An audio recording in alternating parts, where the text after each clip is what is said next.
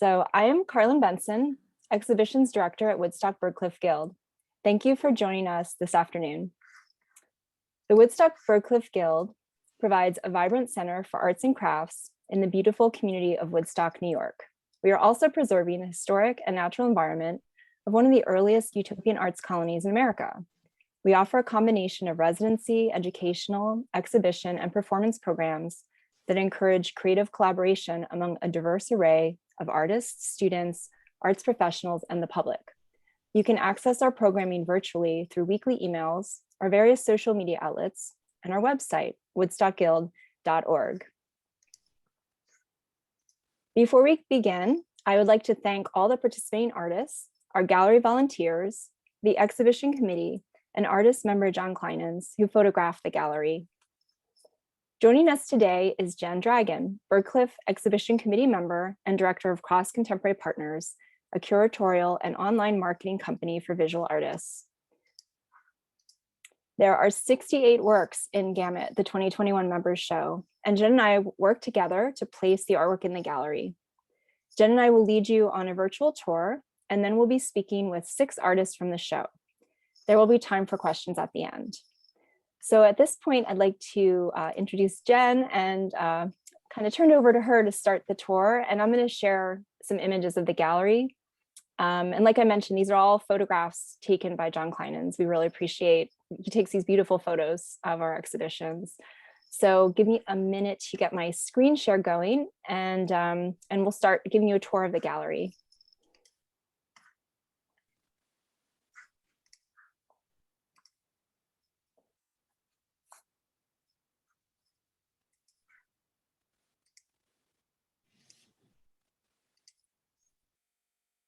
Okay, do you see my screen? Yes, we do. Where it says introduction? Okay, great. I'm gonna do, okay, present. So. Oh, good, thank you. I personally, I just love big, complicated shows like this because the challenge is finding the story. And you want the story to take the viewer around the room on this journey. And it's not easy to do, especially with all these artworks. What I think there's 68, right? Yes. So what we've done is Karlyn and I, we did it. We thought to ourselves, the important thing was to keep works on paper, prints, things that depend on white to really create the space to shine through the other colors. We thought it was very important they get natural light. So we put them near the doors you first walk in. So you'll see as you first walk in, because you have to, because of COVID, you have to go to the left and walk around. You'll see these works on paper, and they're beautiful. They go from like these flowers, these florals to we've got Suzanne Ronner's monoprint and getting more and more abstract. We've got this beautiful painting and these are more abstract drawings. So we were kind of going from what was representational and very realistic over to what became more abstract. And then as we go to the next slide, you'll see that, there. Sorry, there's another now you see them. Yeah. Now you see them there. But it was interesting how that painting feels like it's a work on paper because of its use of white. And so that's why that one got tucked in there. Yeah, it has a real drawing, kind of a sketchy drawing kind of quality that I really like. Exactly. And that's by Rob Wade, is that artist. Rob Wade, thank you. I was just looking that up. And Hey. Susanna's to the left. Oh, and, yep, sorry. And then over to the right, we've got Gay Leonhardt, Don't Go There. And we've got Paula Nelson, beautiful charcoal drawing. These three, I think, or four together really, I think, capture sort of a something that's been going on in abstract art in the past few years. And it's nice to kind of see them be very comfortable, good friends together. Right. Okay, we can good. So go to the next. So that took us now into the abstraction realm, and things are getting more and more denser and heavier and not depending so much on white. You see, you get a nice transition from the left to the right. Now you see the whole wall. And you see the transition from the light into now we're getting into darker colors, and we're getting over to this geometric business over on the right side of that door. And so it's got this nice transition from gestural to very, very structured spaces. And when we close in on there, you'll see that's a Fred Dugan on the left. You'll see in the center, bear with me, that wonderful Neo Geo piece by John Franco. We've got a Michael Valenti and Lori Bloomfield That's this blue. She set the stage. Actually, these two set the stage for the blues that follow this. And that's a Peggy Cyphers there and Daniel Boyer. But that became like this wonderful opportunity to then charge into these oranges over here. We've got these wonderful sort of autumnal natural colors coming back in. And that's with a Maxine Davidowitz in the center. Okay, yeah, just to make sure I didn't have a close-up of that. We've got a Laura Gerton, one of her structures, her beautiful sculptural drawings, like up on the top above the what photographer, help me out here, I've forgotten the name. Michael Knauf. Yes. Okay, and then over here we've got, next to Maxine, we've got Suzanne Ritchie and Joseph Kazad. This is beautiful. We'll see this in the next photo, this wall hanging. That's another example of a sculpture. Just lovely. And that was done by Joanne Schulman. Now, Julia Santos Solomon and Franc over here, Palaia, we had to put them, they had to be the anchors. They had to be the things that drew you back into the gallery. And I think they pushed the size limit for this show with these two pieces. Yeah, they were right at the edge there. But, and we hung, I think we hung those two paintings first, those two pieces, I should say. They were very strong and very, you know, they were large and just really commanded attention. So we love the way they framed the window there. That was, and we did actually just hang those right away because we were like, that's where they're going. That's where they're going. And they draw you in, and they act as really nice supports for this very fragile but elegant, but you know, the sculpture that's there in front of the window. You'll have a close-up view of that in a sec. And I just wanted to comment on this table is designed by Zulma Steele, and it was in our Zulma Steele retrospective that we had on view in the fall. And it's just a beautiful piece of furniture. If you're in the gallery, make sure to take a look at it more closely. And so here's a close-up of some of the sculpture. These sculptures are beautiful. They go from everything from like you know, forms that are, you know, almost useful, like that green bowl that looks, I'm losing my Karen nails. Peters. Thank you. That's beautiful. And this tall vase. But then you've got like this guy in the center. Who made that? The one with the hair and everything that's sitting on the table. Oh, that is the bandit. That's Maddie Goldman. Maddie Goldman. Okay. Yes. Yeah. So, and then we've got this piece at the end, and the artist is with us today. So I look forward to hearing more about that piece of stone carving. I think I have another, oh no, that's the only one I had at the table. That's the best close-up I have of the table. But yeah, there's wonderful sculpture, and it just shows a great variety of approaches as well. So I'm going to move over to the other side here. Yeah, this was an interesting challenge because all of a sudden we've had art that was very, very specific and definite. And what we've got here is a painting, I guess it's of the squad. And then we've got some very, very intense color in the painting that's next to it. I'm sorry, I'm losing my track. And that's okay. Names. Okay, that was the squad. The squad who painted that. Yeah, that was Corliss Block. Okay, very good. And Sharon Broyd is next to her. And we had all that color, but then we also have some really nice small abstract pieces there in the corner. And we have Meredith Morabito's sculpture, and Meredith is one of our artists who's going to speak today. So you'll hear more from her. And yeah, I'm sorry, I would love to mention every artist's name, but due to time, it's not, you know, we're just kind of going quickly here. But so I'm going to go to the next image. There's a close-up of that work in the corner that I wanted to show you. And then this is the whole wall on that side. We had some figurative work, which is there on the left, and then it kind of moves into the landscape section.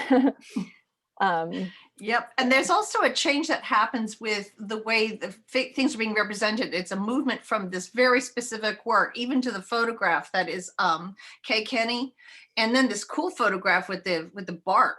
Who did that? Oh, that's F.B. Goodwin. And it starts introducing ideas about texture until it culminates over with Stewart Nachmian's paper piece. So you've got transition from things being very smooth and very within boundaries to be starting to kind of get more and more rough again and more robust in there. Yeah, there's a lot of texture on that wall. We have Penny Dell there, Lucette Runsdorf.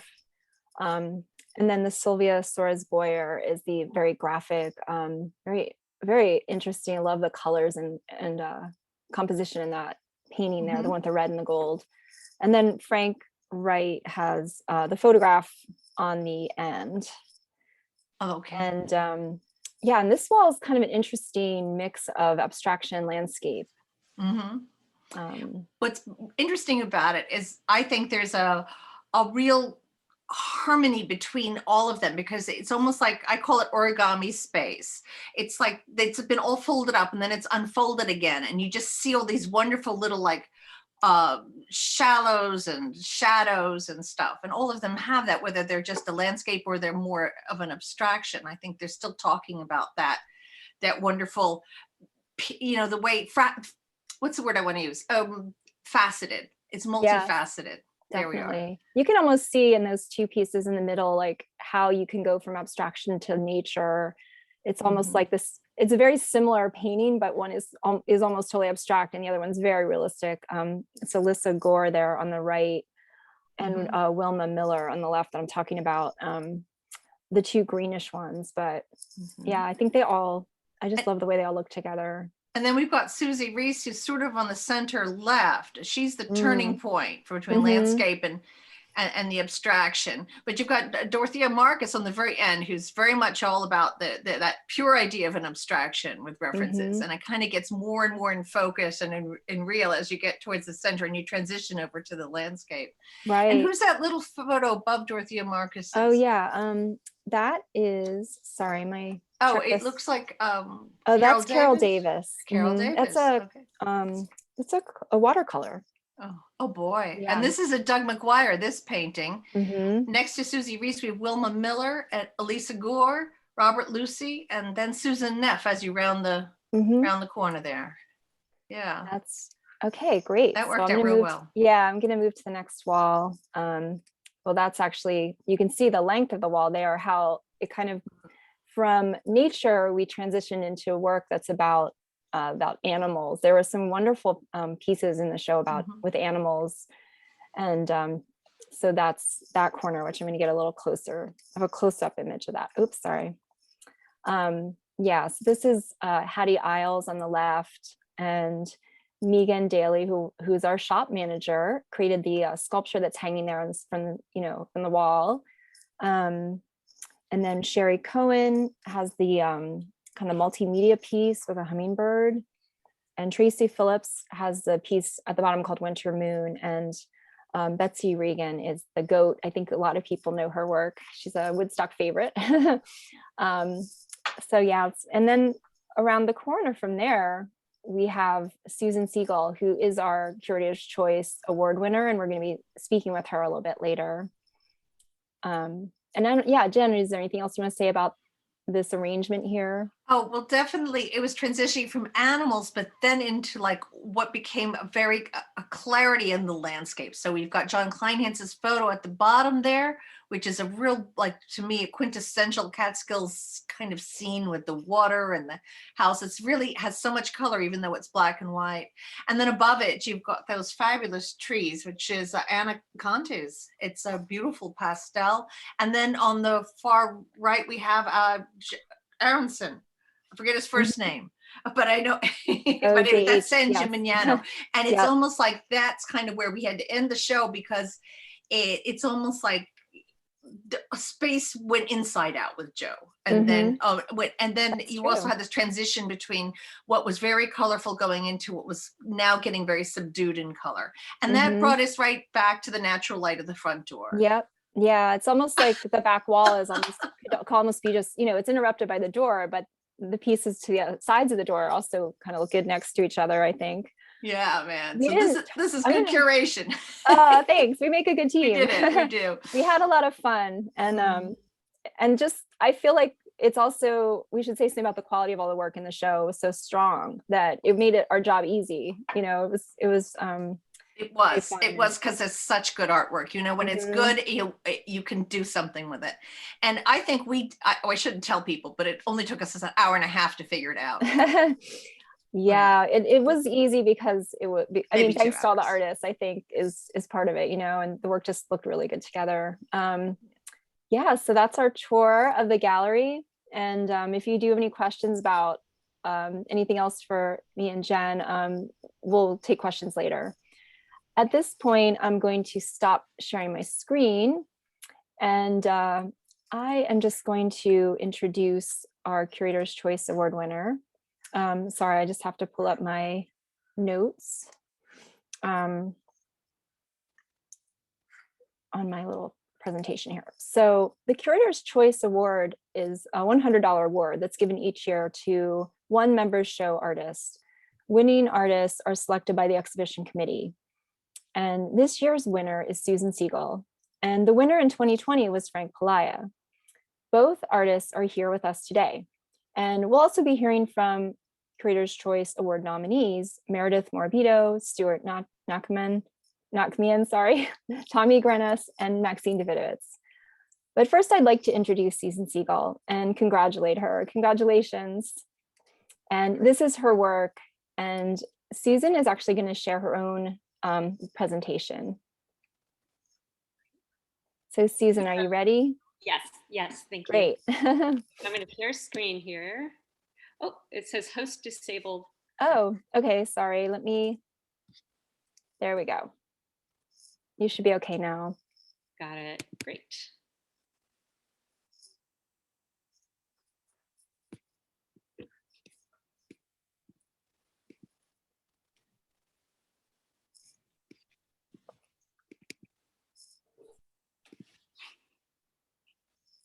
There we go. Okay. Hi, everybody. Thank you so much for inviting me to share. And it's such a thrilling show, and I'm very excited to be here today. So I'm a figurative artist. I work in oil painting, printmaking, mixed media, some sculpture, and I'm starting to explore the world of book arts. I'm originally from California, but I've been living in New York for about 30 years. And about 6.5 years ago, we moved to Woodstock, and it was just the best decision ever for us. And what was really wonderful is that we actually moved into a house of a prominent longtime artist couple from way past. Jean Ludens and Hannah Small. And so it's nice to have this art history that is at the place that we live.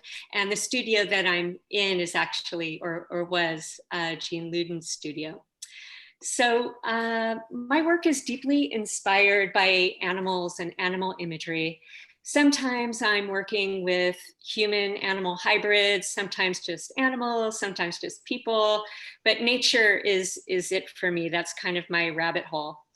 The core of my work is investigating that porous line between people and animals, and also themes of metamorphosis, and also the beauty and violence of nature, and also really a sense of the absurd. And so I'm just thinking of a lot of these things while I'm making my work. I graduated in 2010 with an MFA in painting from the New York Academy of Art. And I used to, I shouldn't say I used to, this is an older body of work, and it's all oil painting. And these paintings were very delicate, and they took a very, very long time to make. And as I guess a couple of years ago, I started to hanker for work that was quicker and work that felt looser. And I started to take classes at the Woodstock School of Art. And I had the great good fortune of working with Kate McLaughlin. And through Kate, I was able to take some of my animal drawings and make them into multiples, and it was really exciting. And then I worked with Anthony Kirk on developing editions of several of my scribbly animals that you can see here. And then during the pandemic, I started to eye my flat files, because I knew in my flat files, it was like 90% of work that kind of felt a little incomplete. And I just, to me, it was this treasure trove in a way of just things that I could reimagine and rework. So basically I got the scissors out And I had fun. I just started cutting up prints. For example, this print, I just felt like it wasn't complete. So I started to cut it up, and I just started to reassemble these and create little weird figures and sort of human animal type figures. And then I took this print, which is a dry point, and I started to play around with a lot of different mixed media materials. So from that crow, for example, I made this owl, and you can see I was working with Japanese papers like shikesu and just really thin, transparent, beautiful papers. And I would do Japanese woodblock. And then I'd kind of like, I don't know, I was kind of like Frankensteining these things together. So I'd take like dry points and sumi ink and watercolor. And then I'd cut up these things really crudely. And the idea for me, it was almost like a game. I'd cut them up big and chunky and sometimes small pieces, and I would just throw them together until an animal or some creature sort of emerged from a stack, and then I could just kind of run with it. And to me, these were really, they were quick and very flexible and super fun. And the way that I look at this body of work is really as kind of a diving board, because I really see going somewhere with this, and possibly bringing back painting into it at some point. So that's it. Thank you so much. And again, it's been wonderful being part of this.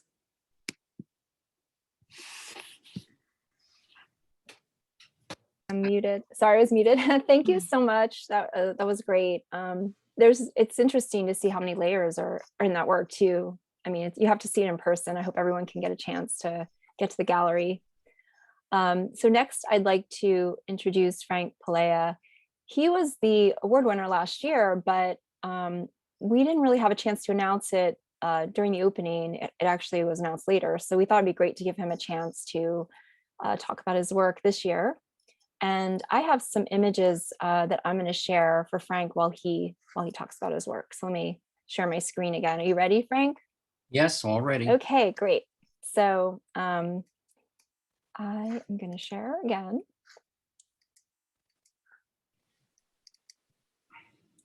And here we go. Great. Can you see that? Yes, that okay, great. Looks good. Thank you very much. Sure.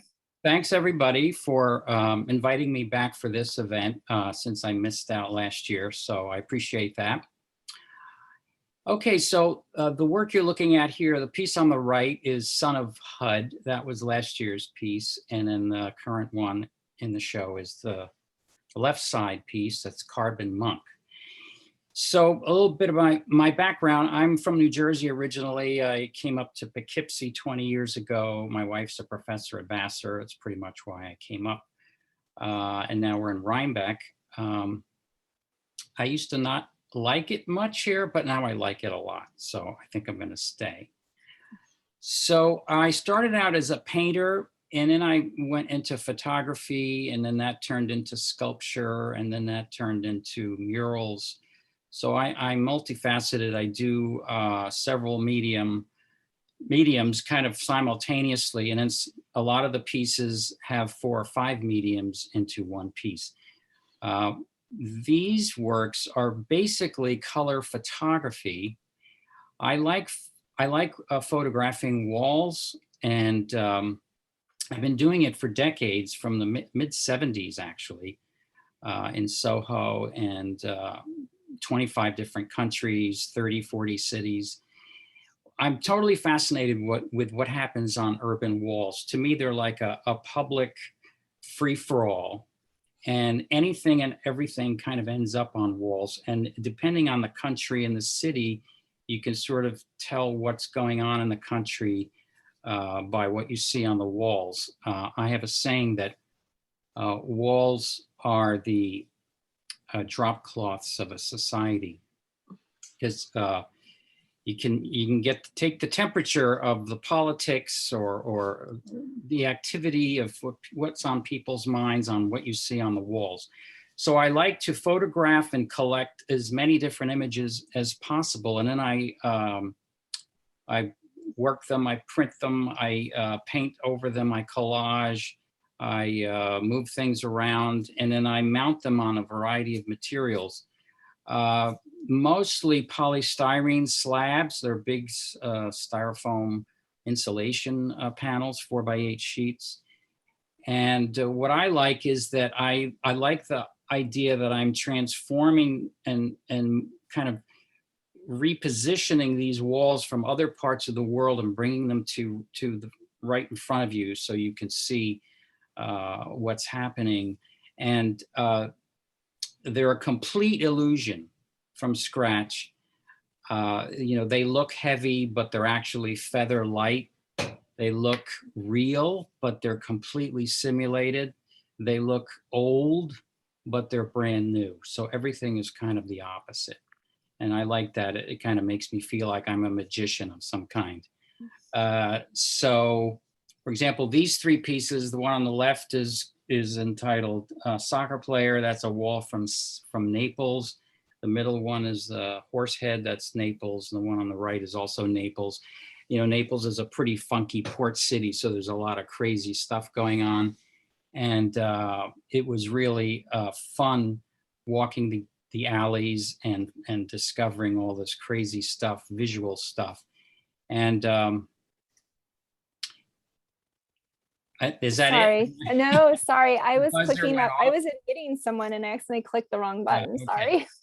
So anyway, you know, that's pretty much it. These are, I guess you could say, you know, realistic, but they're a kind of abstract at the same time. And hopefully they are convincing when you look at them. And some of them get quite big. I've made some that are 10 by 20 feet. And I'm also a muralist. So by recreating these walls and then having images on them, it's sort of like another way of painting a mural without actually painting a mural. So I like the fact that that there's a lot of things going on at the same time. And one other thing too, as I was making these, I was remembering that when I was younger, I wanted to be an architect, but I never got in. I was intimidated by the math and the physics and the engineering involved.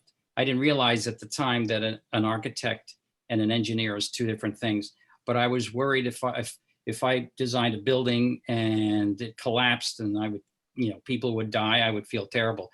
So I never went into architecture, but now I feel like I'm kind of making my own architecture with these pieces. Great, thank you. Thank you very much. I think when you dropped that off, I got a little, I was worried about how I was going to hang it because I thought it was a piece of stone. And then I realized it was so light. So yeah, it's really great. So yeah, thank you.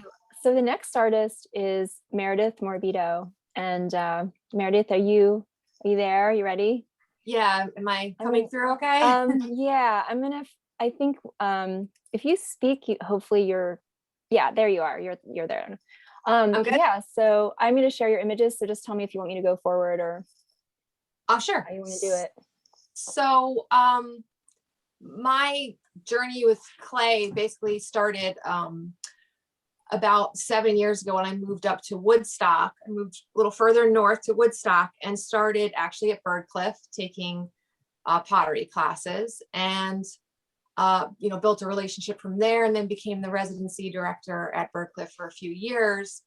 And then I made the transition to the School of Art because I wanted to explore doing figurative work. So I started taking the figurative sculpture classes with Trisha Klein.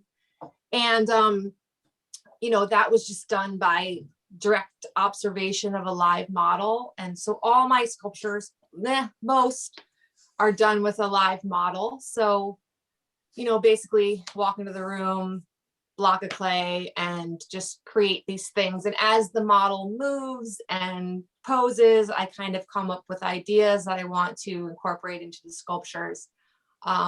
They're all low fire clay, and I don't glaze only because you know, glaze can be a little tricky. And then I spend so much time detailing the work that I would hate for some glaze to like pool in an area and take away all that work I did. So I really don't do any glazing. So I live on a farm in Saugerties, and I have a bunch of rescue animals, and I usually find a lot of things on the farm. So wood, feathers, I grow flowers and dry them, and I take horsehair and sew little wigs for my sculptures. So it's all kind of, I use whatever I find around and incorporate and add that little punch of color or texture into the work. And I just find it makes it a little more fun and quirky and enjoyable for me to do at that point. So yeah, I really enjoy a little bit of the humor, and it's painstaking, the detail and the time, you know, beginning to end. It usually takes me at least 3 months per sculpture. So yeah, all the ones you're seeing here, the one on the right there, I sculpted her, and then I felted a little tiny bird that she's holding in her hand, just a little pop of color. And the dinosaur on the left was not a live model, but was just my imagination going crazy. And I wanted to talk about privilege. And to me, that man walking a dinosaur, talking on the cell phone, just reeked of privilege. So that's how that piece came about. And so I kind of stick to doing figurative work. During the pandemic, since we haven't had access to models, I've been doing a little more photography. And I build scenes and dioramas and make miniatures. And there's this chipmunk that visits me every day, and I film and photograph her in these little scenes and sets, and I share it with everybody. And it seems to kind of add a little bit of joy to people. So that's kind of what I've been doing lately, besides, you know, all this here. That's great. I'm going to go to the first slide because I have your Instagram on there. If anybody hasn't, oops, sorry, I'm clicking on the wrong things today. Yeah, so it's at Mostly Magic Mare, and I highly recommend, if you're on Instagram, to check this out. If you need to brighten your day, there's nothing like some cute animals doing funny things. Yeah, so thank you so much. Is there anything else you want to add, or? No, that's it. Thanks. Great, thank you. Your work brought a lot of smiles to people's faces. Good. So the next artist is Stewart Nachmian, and Stewart, you're also going to do your own presentation, right? Correct, yeah. So I'm going to stop sharing my screen. Okay, and I'm going to share mine.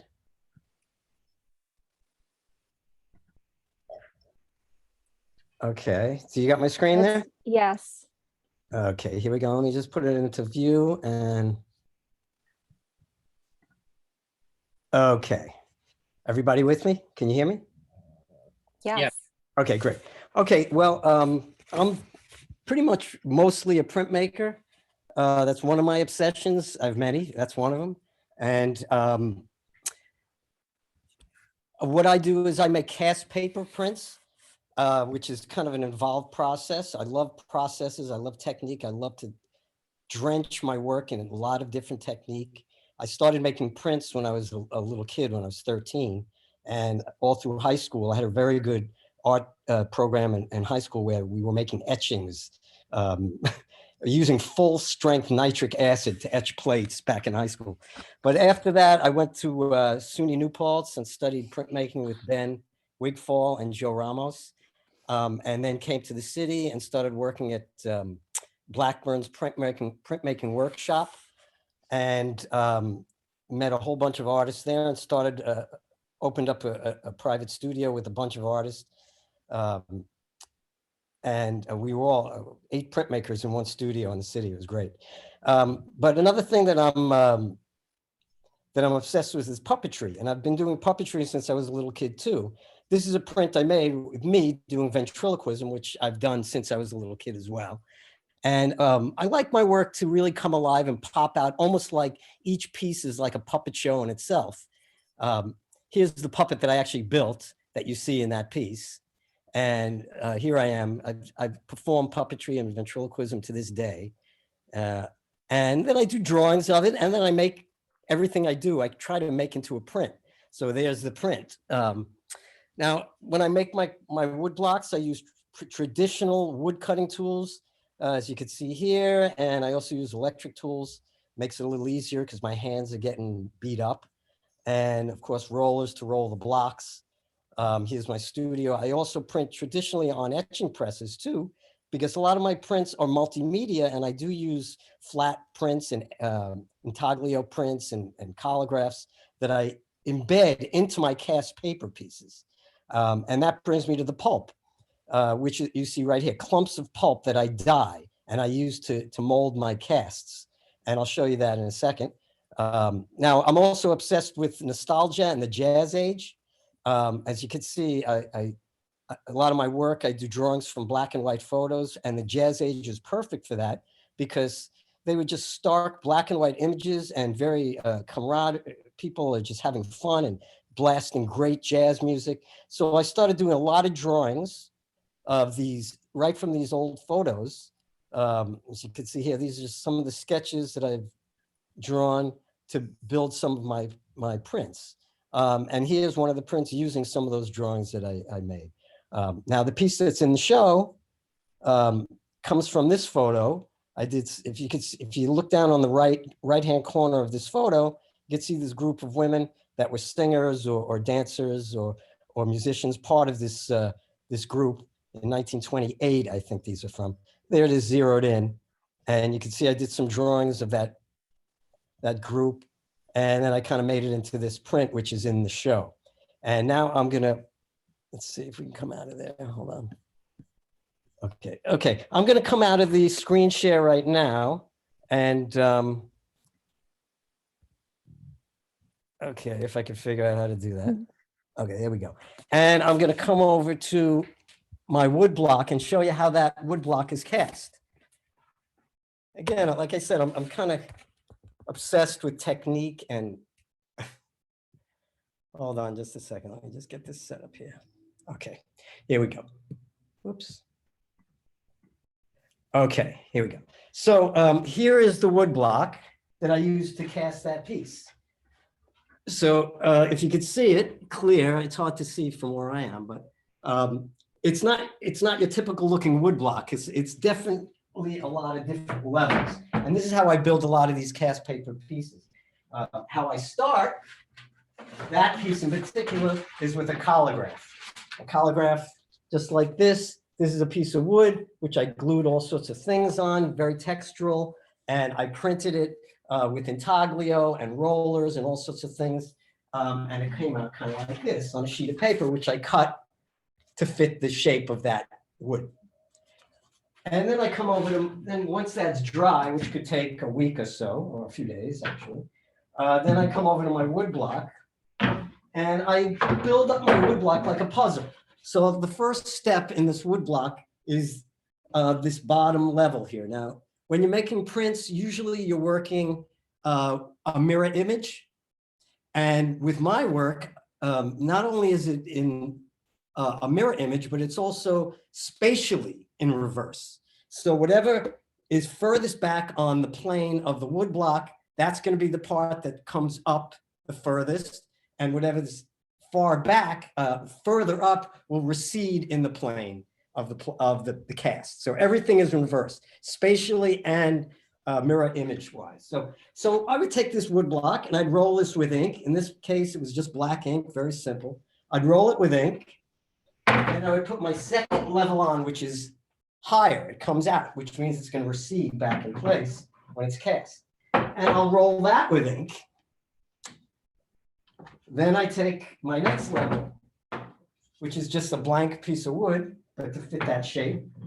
And then I press that into the mold like a puzzle, if I can get it right. And then I just take my print that I made previously and I lay it down right on the block. If you could see that.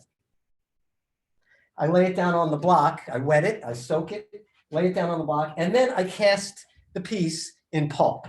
Now here's a chunk of dry pulp right here.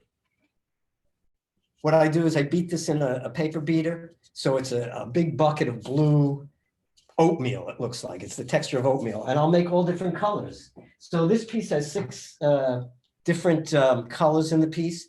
Here's just 3 samples of dry pulp. Once it's all wet and sloshy, I will take whatever color I want and press it into the mold where it belongs in a painterly kind of manner. So my whole block is covered with this big sloshy mess of pulp, wet pulp, which I soak up as much water as possible with sponges. When I can't get any more water out of the piece, I let it sit for this piece is so heavy and so dense and thick.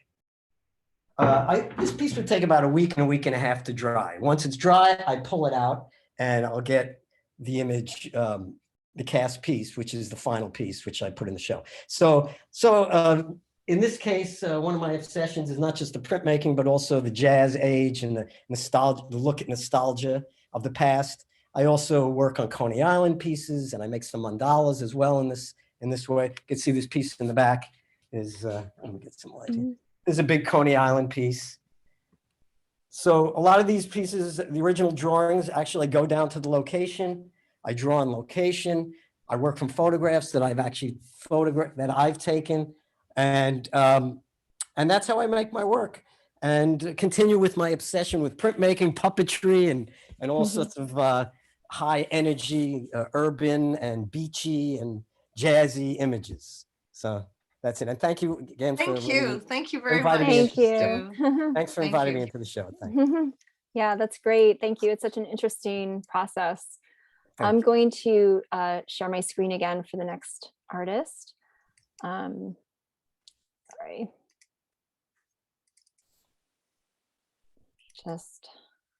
Sorry, I'm sharing. I got to get my thing back on. Okay. So here's some more of Stewart's images. And then our next artist is Tommy Grenas. And he had the sculpture on the table there on the left. Are you ready? Can you hear me? Okay, you're muted. What about, good? Yeah, that's great. Cool. Hello. First of all, I want to thank the Byrdcliffe for the opportunity of the past 2 years to do art. I'm kind of a newbie up here. I only moved here about a year and a half ago. And I'm just amazed by the way that the show is curated and just the quality of work. I've never really seen anything like it. It was actually rather stunning to be, and I'm very honored to be amongst all these great artists. I think I also sometimes mind the shop, so to speak, and I sit with the art, and I've been able to absorb it a lot more the past past month. It's really fantastic work. It's an honor to be with all the other artists. I'm originally from Belfast, Northern Ireland, and I grew up there. Was very influenced by. We used to go to Fermanagh when I was young. You know, I grew up in the '60s and the '70s, very early '80s there, and when the Troubles and all that stuff was going on, we'd go to Fermanagh, and the picture on the screen on the right is a very famous figure called the Janus Man. And there isn't just one of these guys, there's tons of them all over this farmer's field. And it's like, you're just driving up this road on a place called Boa Island in Lough Erne, and there's just a sign that says, Janus Man, right? And you hop over and trudge through all this cow stuff, and you find this area. And it's also a graveyard as well, very ancient graveyard, and people leave little pennies for him. But I always loved this image. But I'm a musician, and I came here and with a touring band, and ended up staying in Los Angeles when we went there because there was work there, and I was doing a lot of studio work, building stuff. I'm also post-production tech and this and that, so there's plenty of work there. But I got kind of tired of that, and I was always artistic, and I started off doing silk screening, and I was really influenced by like Wallace Berman and Joseph Boyce and a lot of that sort of collage work and silk screening. And I've learned my craft with a guy called Bob Borman out there in Jack Dugan's workshop in Santa Monica. I worked there for a long time, learned silk screening. So I was a silk screener, and I wanted to do that so I could do posters for rock bands and stuff like that. And I did quite a few, my own little poster company, but that's mainly what I did. And just continued being a musician, putting out records and doing all what a musician does. And we decided to move to Woodstock, Willow, I should say, about a year and a half ago. And sorry. Sorry about the phone thing there.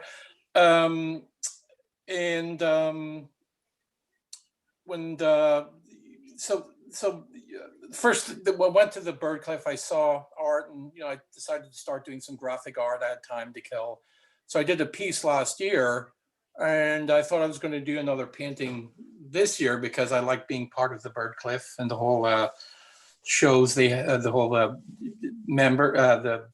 guest shows, and I was just out one day walking through the property, and I noticed there was all these rocks everywhere, and I could see what was in them. I mean, I didn't really have to do much. I just would pick up the rocks and embellish them. A lot of the rocks have their organic surface to them. And I started just noticing that there were all these rocks looking at me.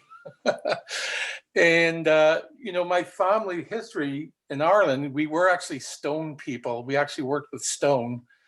And I started just picking these rocks up and sculpting them, and they just started talking to me. I call them the justified ancients of Grog Hill, because that's where I live. I live on Grog Hill Road, which sounds like a made-up name. It's a really amazing name. A lot of friends of mine actually think I'm just making that name up.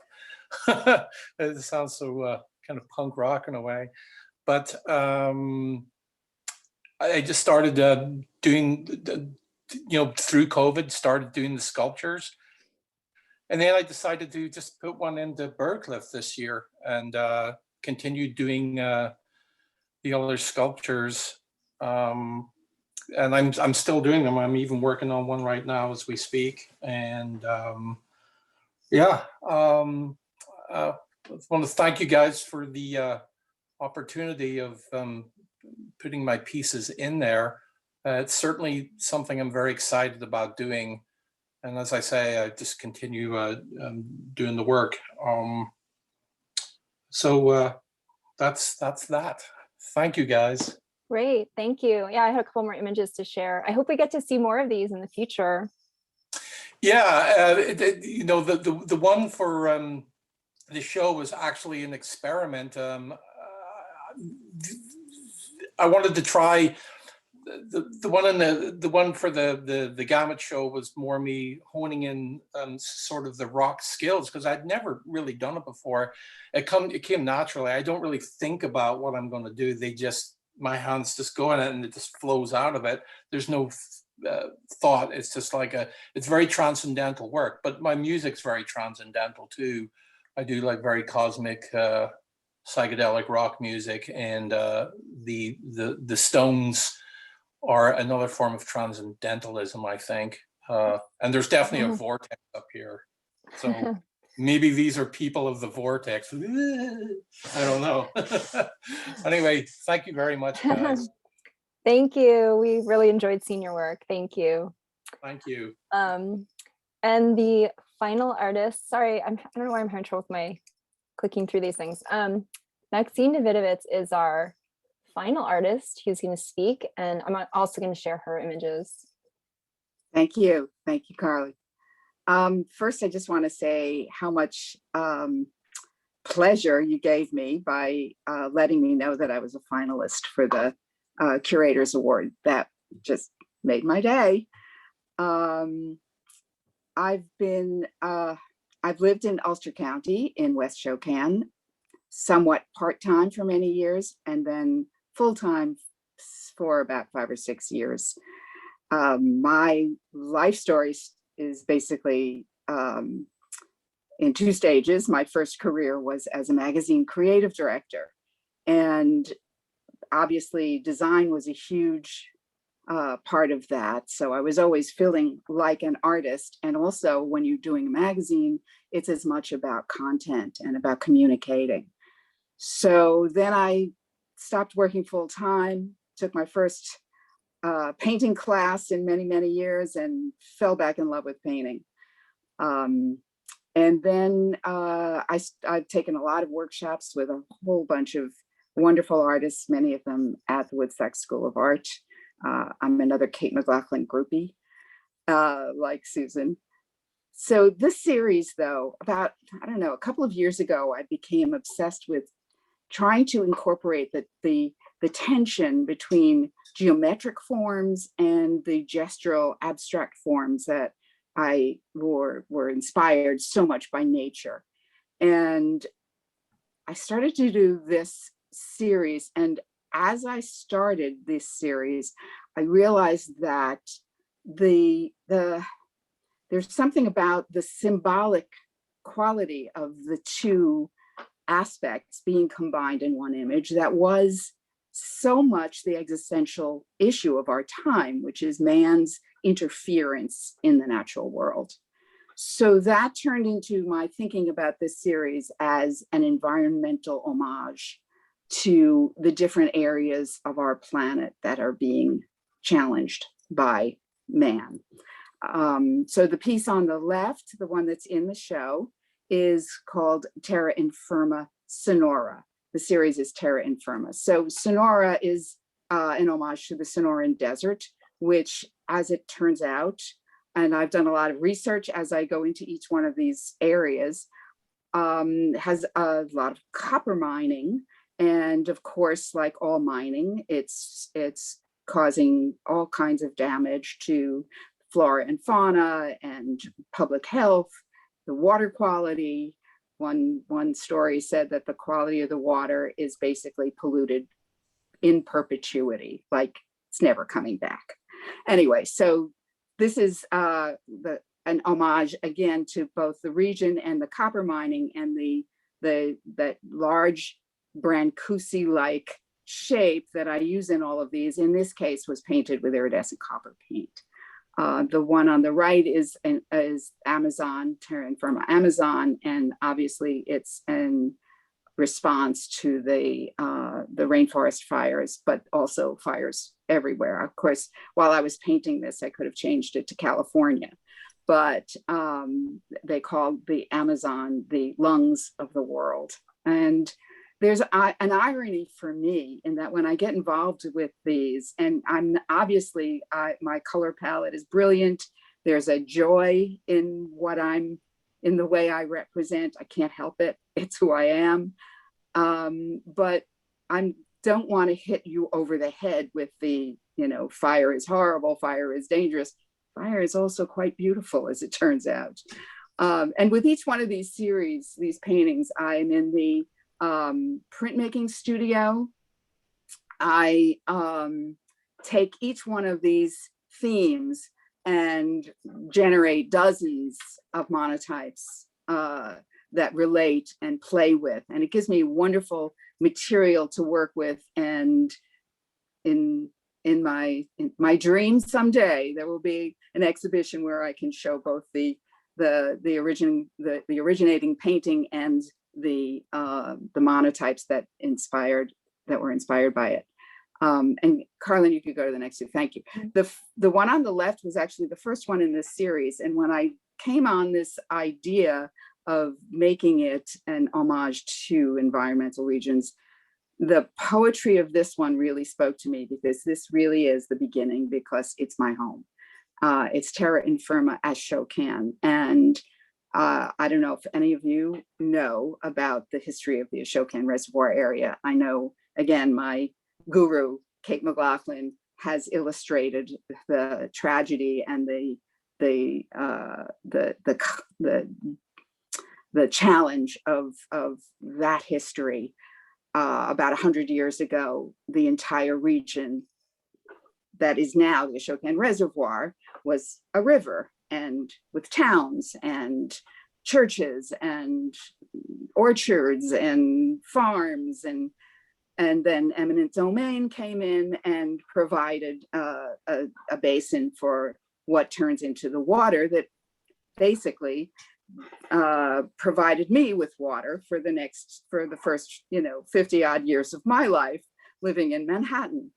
But again, there's both the tension of the beauty of that, and there's almost like an underlying trauma that adds poignancy to the beauty of this region. And so that's Terra Infirma, Shokan. And then the one on the right was an exploration of melting glaciers, which, I call it Iceland, but there's, many areas, Alaska, lots of areas, and that it could be referring to. And again, I do a ton of research as soon as I decide on a subject for these, and just fall in love with the raw aesthetic of glaciers and that cool, gorgeous color palette and the textural shapes. So there's no one photograph that this is based on, but I do a lot of research to choose to just inform the way I might work with the paint. And again, the shape, the vertical shape is made with a very sort of metallic color that feels like an invasion into this environment. I have another one that is that's not shown here, that is about the Great Barrier Reef, the coral reef area, and that's fascinating because the coral turns a brilliant color as its last gasp before it dies. That's nature for you. It's like sends out a signal, a distress signal in bright blue and magenta and yellow. Perfect for me. So that's what I've been doing. And also, I just have to add that, like Susan, I had those flat files too. And during the entire period of this lockdown, when we have not been allowed into the printmaking studio, I've done the same collaging and repurposing, and it has informed some work that I'm working on now too. So again, thank you so much, Byrdcliffe. I love what you're doing, and I hope everyone supports you. Thank you so much, Maxine. That was great. Sure. That was beautiful. Yeah, so I just have some closing remarks. Jen, is there anything else you'd like to say? No, just keep making art. Got to keep us, give us something to do. Got to hang it, install it. We need good stuff. That's true. Well, there's no shortage of that here in Woodstock, definitely. I guess I know it's 5 o'clock, so we don't have a lot of time for questions, unfortunately, but if there are any questions, I guess you could ask them quickly, but I don't have any so far. So if anyone, wants to follow up with any artists, let me know. You're all in the show together, and I'm sure it'd be nice to have a dialogue between you even offline. So yeah, because we're a little out of time, I think we probably won't have any questions unless there's one urgent one right now. But yeah, I don't see anything. So yeah, thank you so much. Thanks, Jen, for thanks, guys. For being Thanks here for tuning today. in. And thanks so much for all the artists. And I'm just gonna thank the members for participating, and also the volunteers who've been welcoming visitors to the gallery. The members show artwork is available to view and purchase online, as well as in the gallery.